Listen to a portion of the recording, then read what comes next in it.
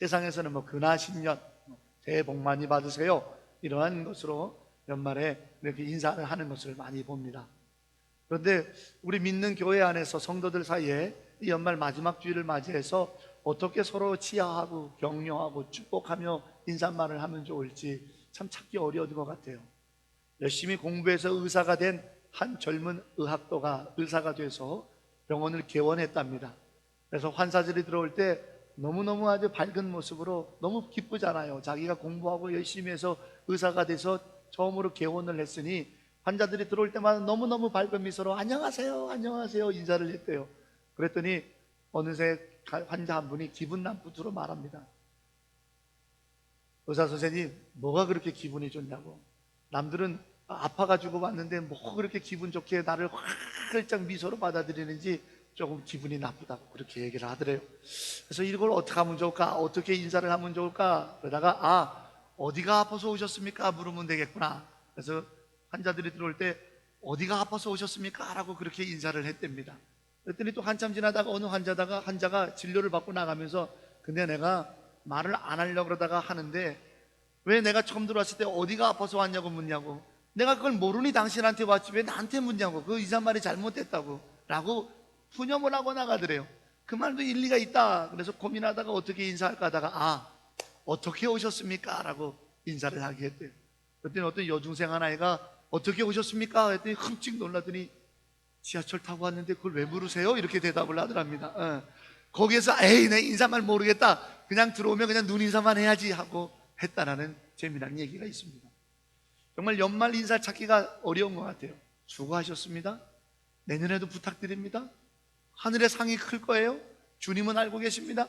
어떤 말씀으로 여러분들의 한 해의 수고를 위로하고 격려하고 축복하는 것이 좋을지 잘 모르겠습니다.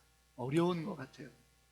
어떤 분에게는 이런 인사가 나는 좀 1년 동안 제대로 못했다고 목사가 생각하는가 보나 라고 섭섭하게 들릴 인사말이 있을 수도 있을 것 같다는 생각이 들고, 또 어떤 분은 또 다른 상처로 그 말이 들릴지 모를까 자꾸 걱정이 되니 어떤 인사말로 드릴 수 있으면 좋을까 그런 생각을 해보게 됩니다.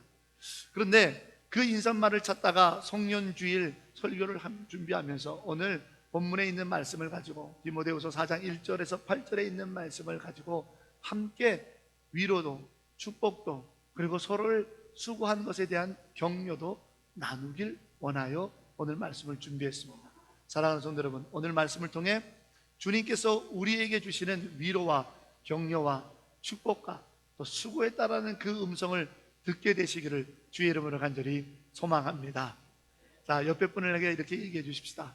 귀를 열어 주님이 당신에게 하시는 축복의 말씀을 들읍시다. 아멘. 여러분, 우리는요 교회에서 직임을 감당하는 역할도 오래 충실하게 해왔지만 또 사람들마다 다른 사역을 감당하느라고 직임을 또 감당해 왔지만 또 우리 일상의 삶에서 가정에서 또 사업이나 직장에서 또 그것도 하나님이 주신 거룩한 직임이기 때문에 부모로서 자식으로서 또 부부간에 또 직장에서 상사로 부하 직원으로서 우리가 그렇게 한 해를 살아왔단 말이죠. 정말 수고했거든요. 땀 흘렸거든요. 애썼거든요. 그 모든 것들에 대한 하나님의 격려가 무엇인가 오늘 함께 나눠볼까 합니다. 그것이 바로 내게 주실 것이라는 겁니다. 오늘 사도 바울이 8절에 말하기를 하나님께서 내게 주실 그 의로운 재판장이 그날에 내게 주실 것을 내가 바라보고 여기까지 왔다라고 자랑스럽게 자기의 모든 것에 어쩌면 매듭이 되어지는 순간을 영의 아들인 디모데에게 편지를 보내면서 쓰고 있습니다. 나는 내게 주실 것을 향하여 내게 주실 것을 바라보면서 여기까지 왔다라는 거죠. 올 한 해 위대한 역사를 시작합시다라고 하는 신앙의 구호를 가지고 2015년을 시작했습니다.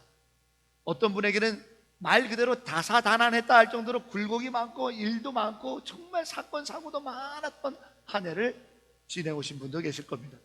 근데 어떤 분은 그냥 작년이나 그전이나 별 차이가 없이 평범하게 올 한 해를 살아온 분도 분명히 계십니다.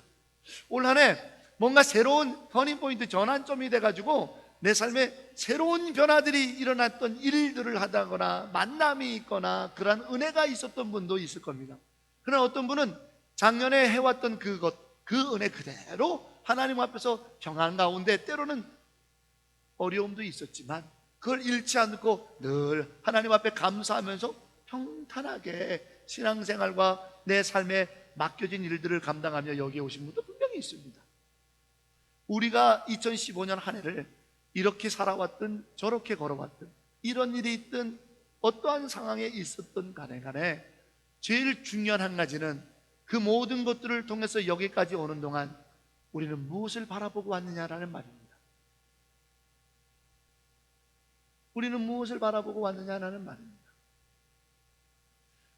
작년에 내년에 우리 청년들을 좀 보내고 싶어서 비전 트립 지역을 답사하느라고 사가다와 또 바나우에 또 본도 또 비간 또 바교 이런 쪽을 미리 좀 한번 지난번에 당회 장로님들께 시간의 양해를 받아서 한 4일 동안 돌아보고 왔습니다. 그 중에 비간이라고 하는 도시를 가보니까 거기가 세계 문화유산에 등록되어 있는 도시랍니다.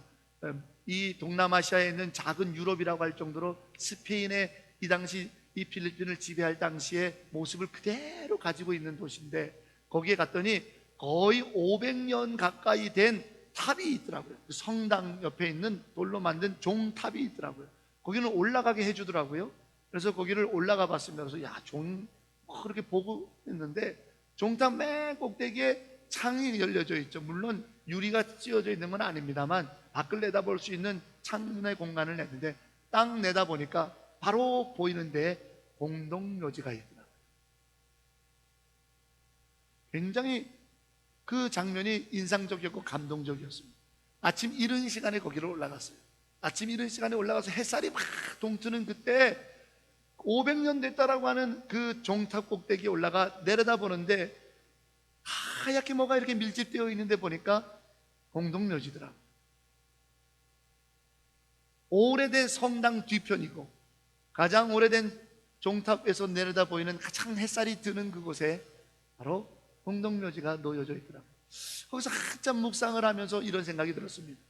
살아있는 동안 이 종탑에 있는 종처럼 세상을 향하여 때로는 경종도 울리고 때로는 하나님의 때를 울려서 알려주기도 하고 때로는 복음의 소식을 울리기도 하고 때로는 사람들에게 경각심을 갖고 하나님을 바라보라고 하며 울리는 종이 돼서 외치다가 언젠가는 저기에 나도 묻히겠지 라는 생각을 해보면서 내 달려갈 길의 마지막은 어디겠는가?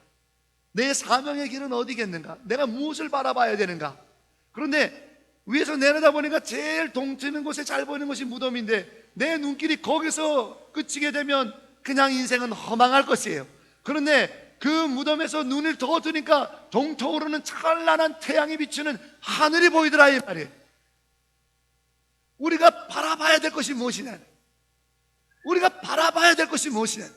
야, 2015년 사명 감당하느라고 뭐 이렇게 달려왔더니 뭐 아무것도 없고 뭐 사람들 알아주지도 못하고 목사가 수고했단 말 한마디도 없고 뭐 자기들끼리 수고했다고만 그러고 뭐 나는 손 한번 잡아주지도 않고 그걸 바라보려고 달려왔냐 이 말이에요.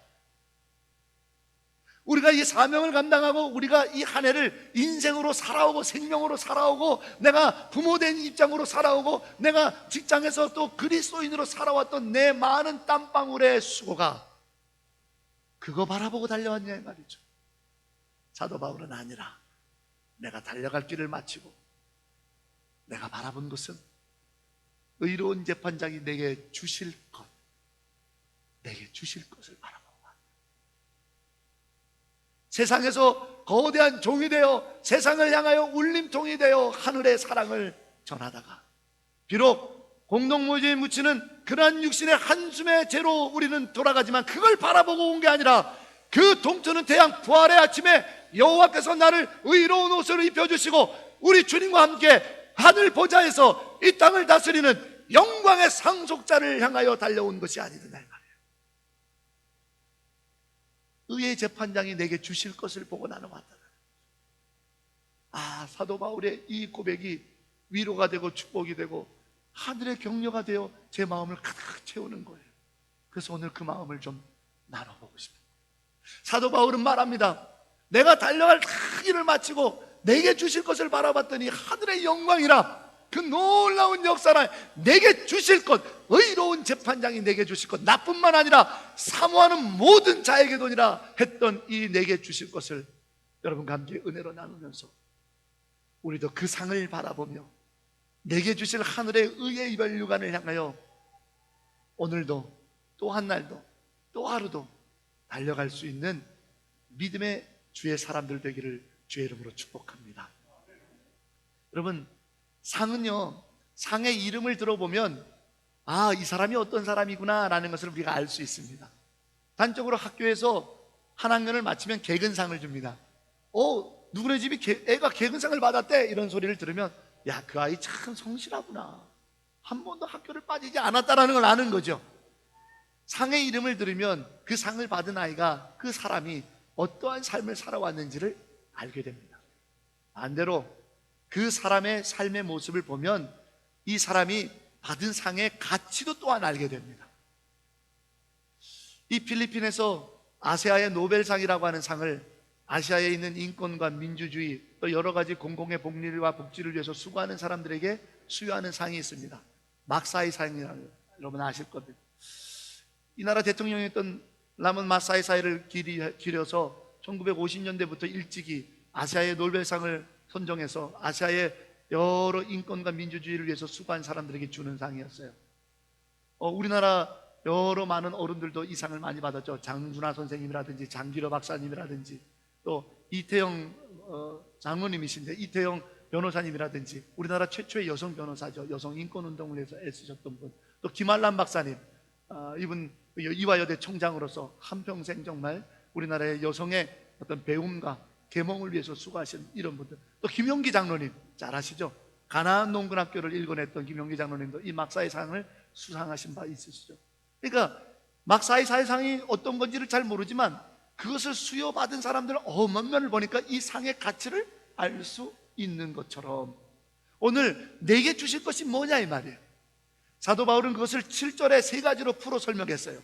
내게 주실 것이, 나는 이것을 바라보고 달려왔기 때문에 그 삶을 통해서 내게 주실 것, 그가 바라봤던 의의 면류관이라고 하는 내게 주실 것이 무엇인지를 잘 나타내 보여줬다는 말입니다. 그 첫 번째가 내가 선한 싸움을 싸우며, 오늘 1장 4장 7절에 그렇게 기록되어 있죠. 선한 싸움을 싸우며, 이것이 바로 의의 면류관이고 이것이 그가 바라봤던 것이고 이것이 바로 하나님의 은총이요 위로요 상급이고 축복이라는 겁니다. 사랑하는 여러분, 저는 오늘 이 선한 싸움을 싸우며 했던 그가 바라봤던 이 삶의 모습을 통해 오늘 우리 2015년 한 해를 달려오고 때로는 넘어지기도 했고 때로는 연약하여 부러지기도 했고 울기도 하고 탄식도 하고 감사도 했지만 그래도 여기까지 왔던 내 믿음의 삶을 향하여 하나님이 보여주시고 이끌어주셨던 내게 주신 것, 하늘의 축복을 여러분이 기억할 수 있는 이 시간이 되길 바라는데, 선한 싸움을 싸움.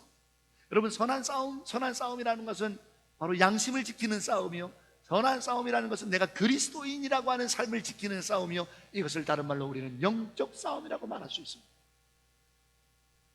그런데 이 영적 싸움을 싸워왔다라는 이 한 해의 삶 자체가 그게 축복이고 하늘의 위로요, 우리가 그것을 바라보고 왔다라는 겁니다. 무슨 말이냐, 여러분, 영적 싸움을 아무나 하는 게 아닙니다. 선한 싸움을 아무나 하는 게 아니에요. 주일을 아무나 지키는 거 아닙니다. 이 시간 주일 성수하는 거, 예배 드리는 거 쉬운 일 아니에요. 하나님 앞에 헌금을 드리는 거 쉬운 일 아니에요.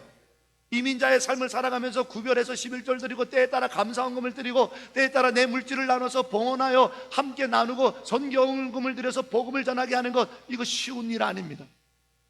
안 해도 됩니다. 누가 뭐 합니까?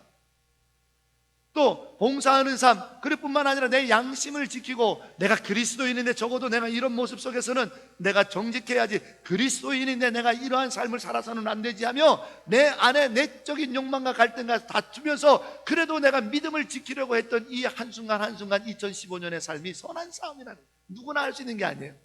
누가 할 수 있느냐? 하나님의 사랑의 풍성함을 바라본 사람만 할 수 있다라는.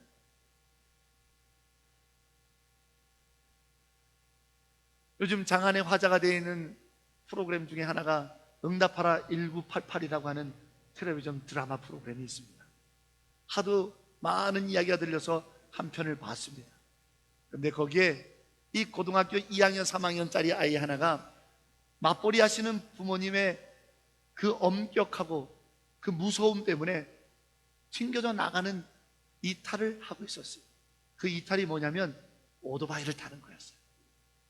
어느 날 부모님 몰래 오토바이를 타고 쉥하고 달리다가 그만 잘못해서 넘어졌습니다. 큰 사고가 날 뻔했는데 다행히 크게 다치지는 않았는데, 헬멧도 쓰지 않고 무면허 고등학생이 오토바이 타고 가다가 쓰러져서 가벼운 사고를 일으켰더니 파출소로 연행이 된 거예요.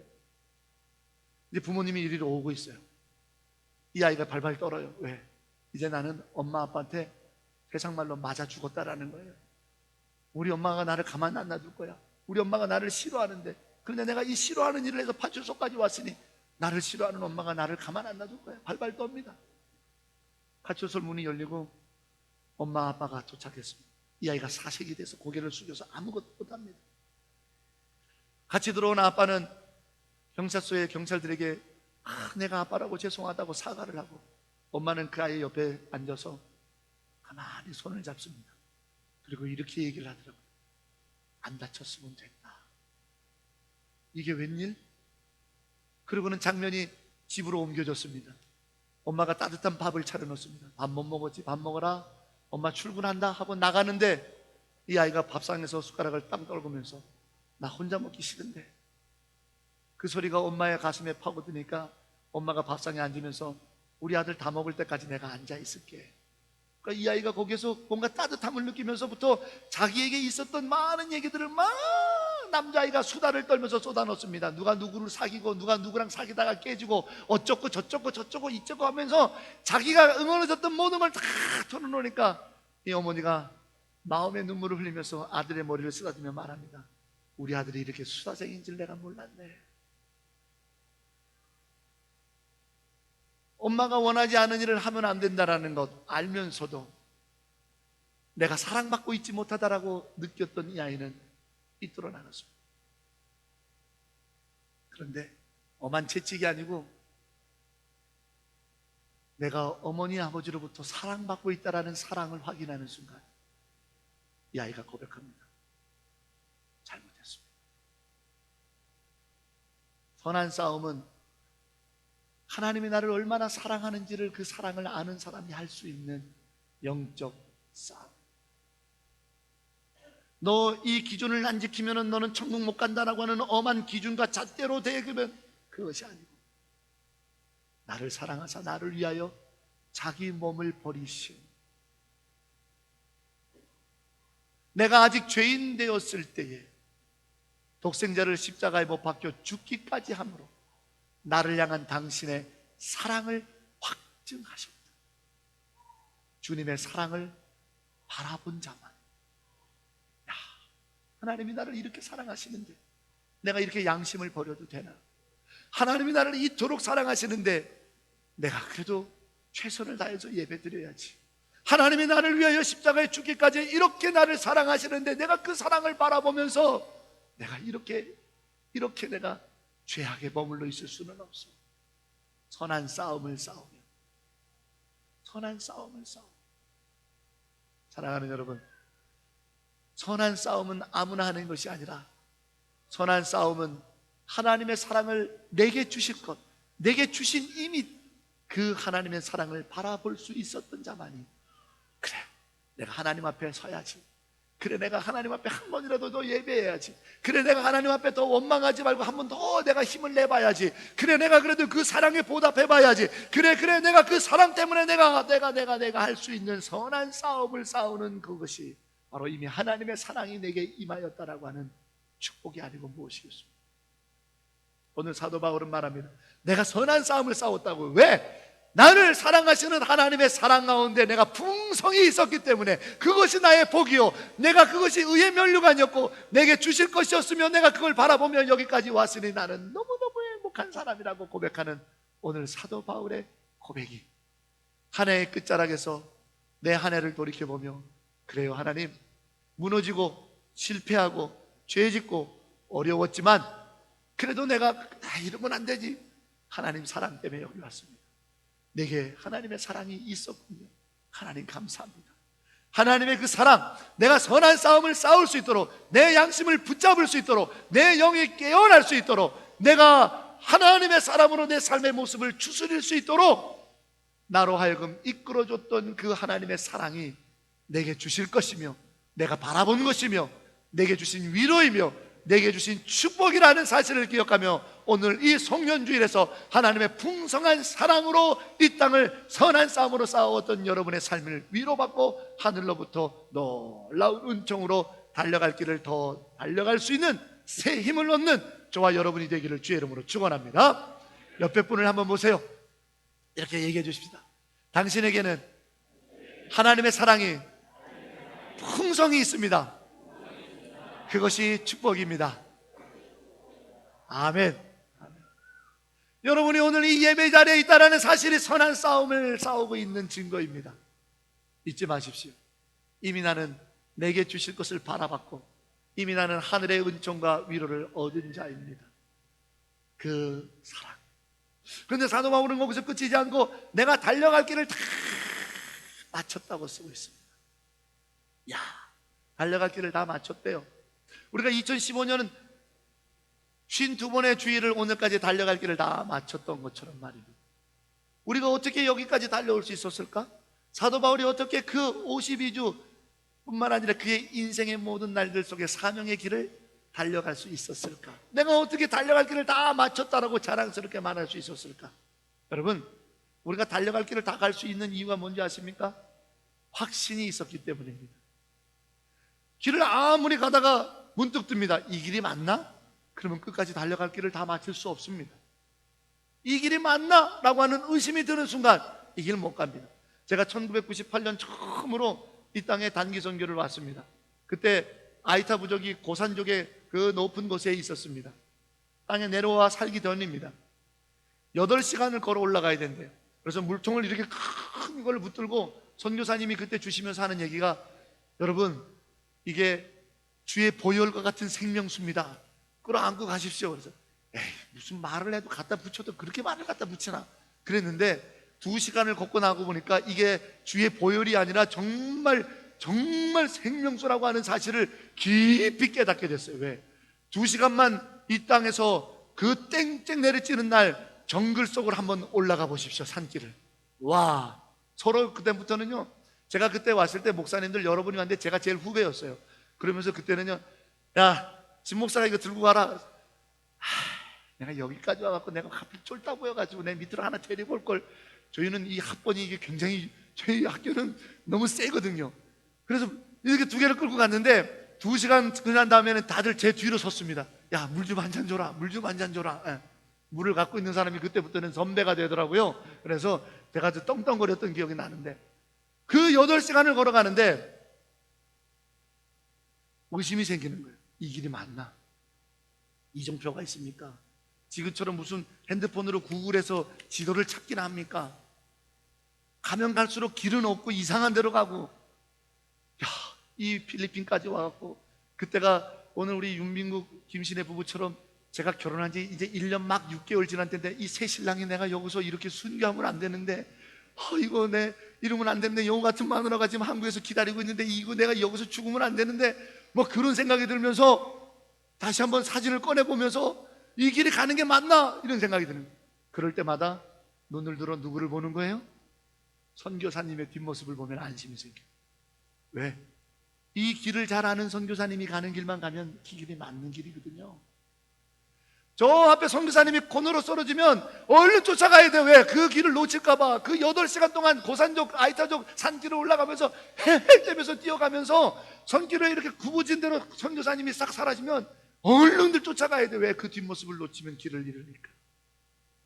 우리가 달려갈 길을 다 마칠 수 있는 이유가 뭡니까? 우리 앞서 내가 달려갈 길을 다 마칠 수 있도록 앞장서서 내 길을 인도하시는 분이 계셨기 때문입니다. 우리가 52주 1년 365일 이 2015년 한 해를 다 신앙인으로서, 믿음인으로서, 예배자로서, 사명자로서 달려올 수 있었던 이유가 무엇입니까? 주께서 인도하셨기 때문에, 주님이 주신 사명이라는 사실을 확신했기 때문입니다. 여러분, 저에게는 이제 백수가 얼마 안 남으신 98이 되신 외할머님이 계십니다.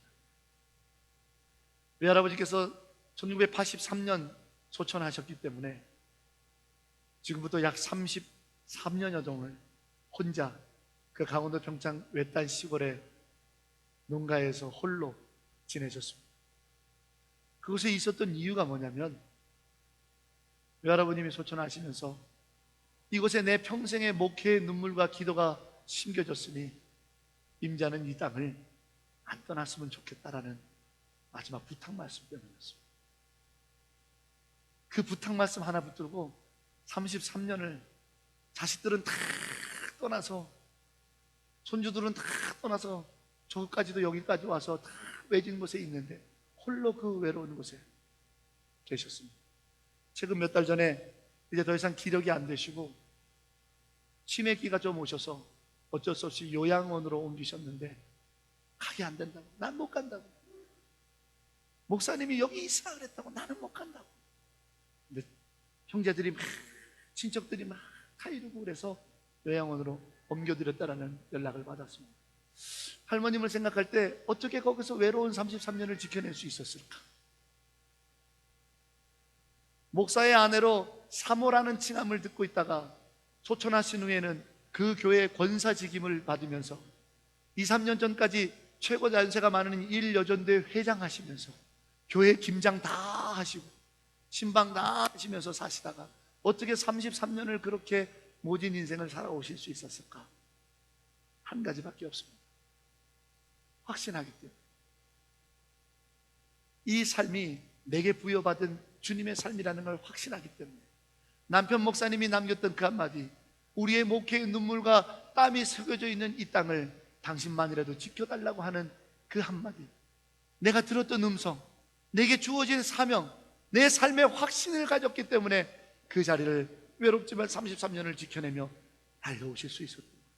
내가 달려갈 길을 다 마침에, 그것이 바로 복입니다. 달려갈 길을 다 마쳤다는 사실 자체가 얼마나 하나님의 위로요 축복입니까? 왜? 그분이 인도하셨기 때문에 여기까지 왔다라니까요. 그분이 내게 주신 사명의 삶이기 때문에, 하나님이 내게 주신 생명이기 때문에 여기까지 올 수 있었다라니까요.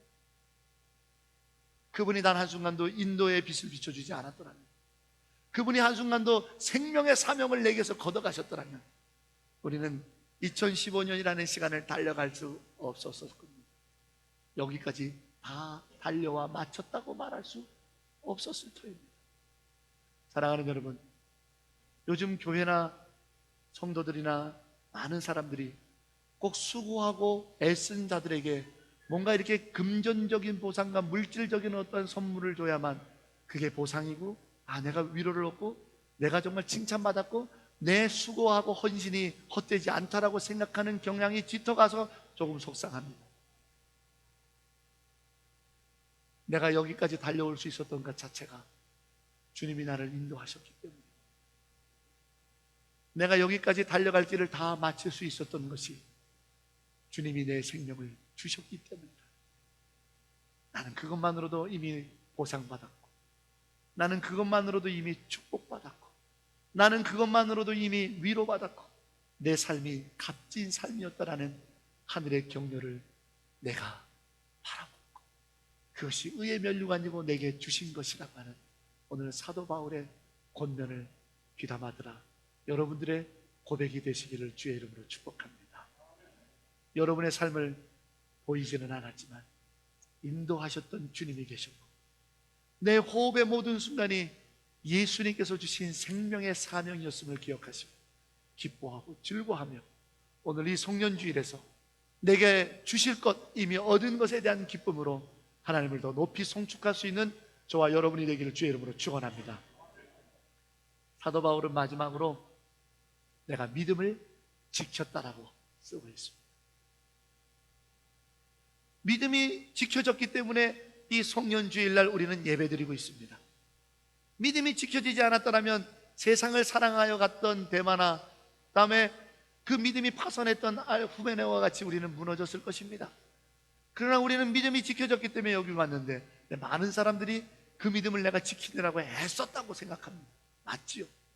그런데 정말 여러분, 그 믿음을 우리가 지켰습니까?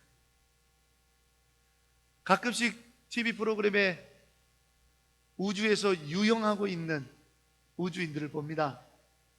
그들이 자기 갈 길을 마음대로 조정이 안 됩니다. 또 우주선 밖으로 나갔을 때는 그저 자기가 한 방향으로 움직이려고 해도 너무너무 힘듭니다. 왜 그렇죠? 중력이 없기 때문에, 공기가 없기 때문에. 우리 눈에는 보이지 않지만 우리가 그것이 사라지고 나니까 너무너무 힘든 거예요. 우리가 평지를 걷는 것조차도 이 능력이 쉽지 않다는 것을 그때 깨닫게 됩니다. 우리가 한 번이라도 공기를 만들어낸 적이 있습니까?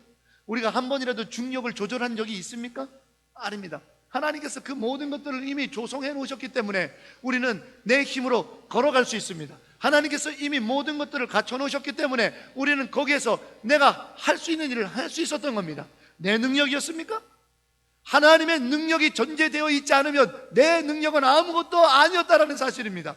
믿음을 지켰는데, 능력이 있어서 지켰는데, 내가 믿음이 능력이 있어서 내 믿음을 지켜왔습니까? 아닙니다. 하나님의 능력이 전제되어 있지 않았다면 내 어떤 능력도 내 믿음을 지켜낼 수 없었습니다. 그러므로 내가 믿음을 지켜서 여기까지 왔다는 얘기는 내게 하나님의 능력이 주어졌다라는 사실을 이미 고백하고 믿고 있다는 얘기입니다. 사랑하는 여러분, 이거면 되지 않았습니까? 천지를 창조하신 그분의 능력이 내게 이미 임하였다라니 그것만으로도 족하지 않습니까? 말씀으로 이 땅을 창조하신 하나님의 능력이 내게 이미 임하였기 때문에 내가 믿음을 지켰노라고 하는 이 아름다운 고백이 충분하지 않습니까? 충분하지 않습니까? 그분의 능력이 내가 있었기 때문에 내가 믿음을 지킬 수 있었다라는 사실. 사랑하는 여러분, 이 얼마나 대단하고 값진 일입니까? 이 얼마나 놀라운 일입니까? 이 얼마나 소중한 일입니까? 제가 섬겼던 교회에 휠체어를 타고 교회를 오시는 분이 계십니다. 그분은 휠체어를 타고 교회에 오는 일이 고난이에요, 고난. 왜? 여러분 아시잖아요. 대한민국이 조금 많이 좋아졌지만 휠체어를 타고 뭔가 보행을 하고 다니는 사람들에게 불편한 것이 한두 개가 아니잖아요. 교회 내에도 마찬가지예요. 휠체어 길이 없고 다 계단으로 되어 있으니 그분이 오면 많은 사람들이 그분을 들어서 올려줘야 했었던 교회입니다. 그러니 그분은 일주일에 교회 딱 한 번 오는 게 엄청난 일이에요. 그분이 항상 1년 52주가 끝나면 연말에 꼭 인사하는 분들이 있습니다. 누구신지 아십니까? 휠체어를 들어 올려주시는 분들. 고맙습니다. 고맙습니다.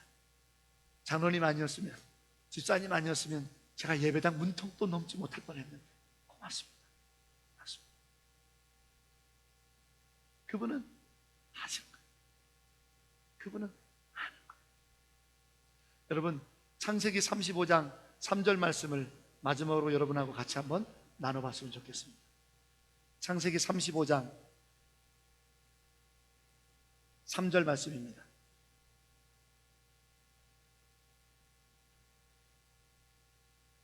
창세기 35장 3절, 우리 다 같이 한 목소리 읽겠습니다.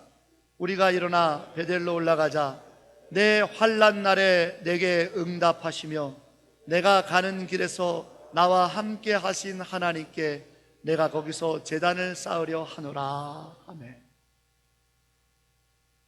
야곱이 그의 아들들과 딸, 그의 모든 식솔과 가축들을 데리고 이제 베델로 올라가. 저가 전에 형 에서의 칼을 피해 도망가다가 노숙하게 된 그 땅에서 하나님께 약속한 것을 지키려 가고 있습니다. 야곱이 베델에서 이렇게 약속을 했어요. 하나님, 나를 평탄하게 돌아오게 하시고 나를 생명의 털끝 하나 다치지 않도록 여기 오게끔 당신이 도와주신다면 지금 내가 베고 있는 이 돌베개를 주춧돌 삼아 제단을 쌓고 거기에서 하나님께 내 소유를 다 드리되 10분의 1은 특별히 하나님 것을 구별하여 드려 하나님께 예배, 제사를 드려 하나님을 나를 도우시고 나를 여기까지 오게 하신 하나님을 송축하겠나이다 약속했어요. 이제 그 약속을 지키려고 베델로 올라가자라는 거예요. 그러면서 뭐라고 얘기합니까? 내 환난 날에 내게 응답하시고 내 가는 길을 항상 함께 하신 하나님. 여기까지 온 게 누구 덕분이라고요? 하나님의 능력 때문에 왔다고요. 하나님의 능력 때문에 여기 왔다고요. 내 능력 때문에 20년 넘게 바다나람이라고 하는 삼촌 라반의 집에 가가지고 종살이 하면서 거기서 내 능력, 내 지식 갖고 내 능력 갖고 일과를 이루고 금이 환영하듯이 왔다라는 것이 아니고 내 환난 날에 내게 응답하시고 내 가는 길에 나와 항상 함께 하신 하나님, 그분의 능력 때문에 여기에 왔다라고 하는 겸손한 이 야곱의 고백을 보십시오. 오늘 우리도 베델로 올라왔습니다. 2015년 한 해 동안 이리 굽이 저리 굽이 이리 갔다 저리 갔다 이런 손해, 이런 이득, 이러한 기쁨, 이러한 눈물을 겪고 굽이 몰아쳐서 이제 베델로 올라가자. 올 연초에 내가 하나님 앞에 기도하기를, 하나님이여 2015년 한 해를 내가 살아가고 믿음을 지켜고 하나님의 주시는 축복 안에 있을 때 내가 연말에 이와 같은 감사와 영광의 예배를 드리리이다. 내 환난 날에 응답하셨고 내 가는 길에 항상 함께 하신 하나님의 능력 때문입니다라고 고백했던 그것을 지키라는 얘기죠. 여러분, 이미 우리는 하나님의 능력을 부여받았기 때문에 이 자리까지 온 줄로 믿습니다. 그러므로 그분의 능력, 창조의 능력, 내 환난 날에 내게 응답하신 능력, 내 가는 길에 영원히 항상 함께 하셨던 그분의 동행의 능력이야말로 내게 주실 것이었으며 내가 바라본 것이며 내 의의 면류관이며 나의 위로요, 내 상급이요, 나를 향한 하나님의 격려라. 사랑하는 여러분, 오늘 이 사도 바울의 아름다운 내게 주실 것에 대한 기대, 그리고 이미 받은 것에 대한 감사가 이 한 해의 마지막 끝자락에서 예배하는 우리들의 고백이 되어서 더 놀라운 하나님의 사랑 안에서 풍성하며 내 길을 인도하시고 생명을 주시는 하나님 안에서 달려갈 길을 더 가시며 그분의 능력으로 기뻐하며 내게 능력 주시는 자 안에서 내가 모든 것을 할 수 있다라는 소망을 선포하며 또 놀라운 하나님의 영광을 위하여 그 상급을 향하여 그 위대한 축복을 향하여 터벅터벅 믿음의 길을 걸어가는 저와 여러분 되기를 주의 이름으로 축원합니다. 기도하겠습니다. 나의 주, 나의 하나님, 내가 가는 길을 주님 아시나니 환난 날을 만나면 응답하시고 내 모든 길 위에 항상 함께 하사 나로 주의 능력으로 승리의 길을 날마다 걷게 되는 믿음의 사람 되게 하옵소서. 내가 선한 싸움을 싸우고 믿음에 달려갈 길을 다 달려가며 믿음을 지켰나니 내게 주실 것 의의 연류관, 그 재판장께서 주실 놀라운 그것을 내가 누렸노라. 이 믿음의 고백을 주님 기뻐 여겨주시고 우리에게 더하여 주옵소서. 예수님의 이름으로 간절히 기도합니다.